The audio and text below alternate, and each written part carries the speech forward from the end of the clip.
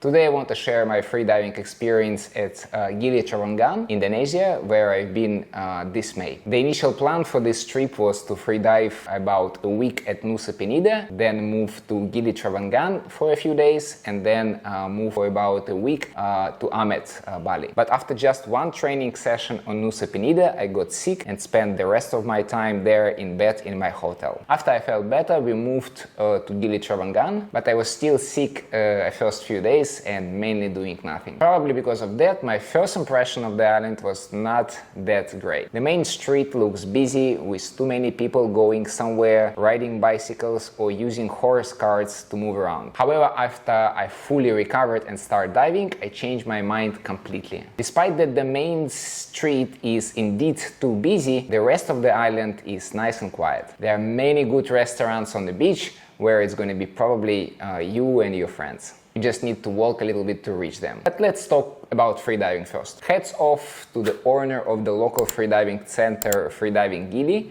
Michael Board, who created a fantastic setup there. At the school you will find a nice friendly atmosphere, cozy bungalows, 25 meters pool for freediving fanatics, and massive space for stretching and meditation. They have one big boat for regular courses and training sessions, and one speedboat for deep freediving. The water conditions and visibility were around 30 meters during my stay there, and the temperature was, I think, around 28-29 degrees. Like many other freediving schools in South Asia, they do drift diving, which puts a bit of challenge with the logistics, but they handle it well and everything seems safe and well organized. Since I did only 5 training sessions there, I didn't even try to dive deep. I reached somewhere around 50 meters and mainly was working on my deep frenzel and diving with a mask. Diving with a mask was actually a tricky part because I was not diving deep with a mask for a really long time. As soon as I switched to the nose clip, then it was no turning back. And of course I was always using the mask when I was doing the safety for my divers, when I'm teaching, but if I'm training,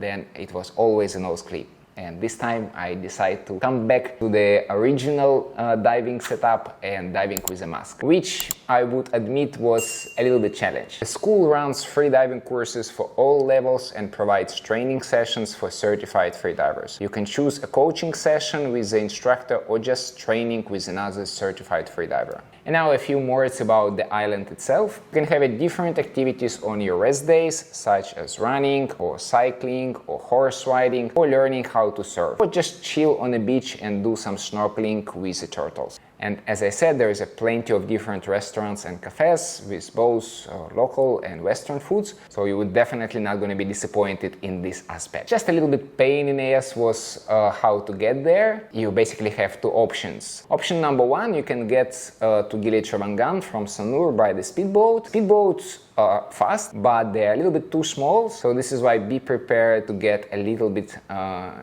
discomfort. Another option can be to fly from Denpasar to Lombok. This is a big nearby island, like huge island, and then take a quick boat ride to Gili Trawangan. I haven't tried the second option with a plane.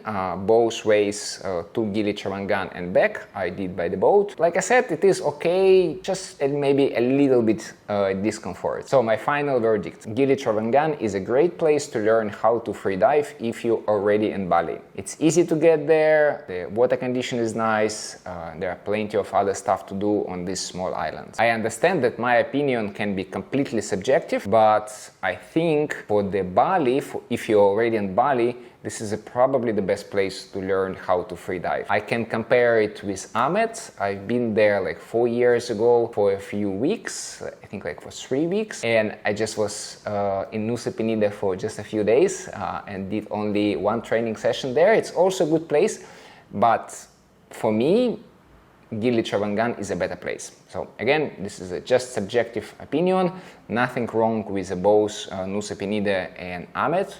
They also a nice place to learn how to freedive or improve your freediving, but for me, Gili Trawangan is a better place. And this is the reason why I plan to go there again this year in October. Hopefully this time I wouldn't get sick, and hopefully this time I'm gonna spend 3-4 weeks actually training there. Again, since it's gonna be probably 3 weeks rather than 4, I would not go too deep, or maybe around 60 plus, maybe we're gonna reach 70, I don't know. But my main focus again is going to be to work on my frenzy equalization, on my deep frenzy equalization. And guys, by the way, if you don't know how to do frenzy, if you don't know what the frenzy means, but you want to learn how to equalize for freediving, check out this video where you can find all the explanation. And if you haven't subscribed to my channel yet, click here.